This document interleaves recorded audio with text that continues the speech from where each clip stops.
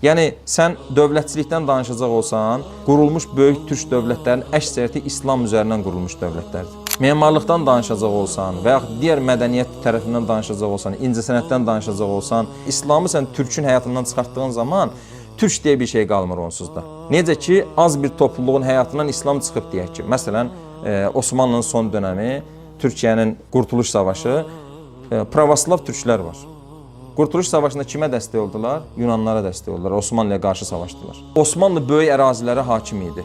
Fətdən fətə gedirdi, Səlcuqlular və digər türk dövlətləri. Bunların əsas motivasiyası nə idi?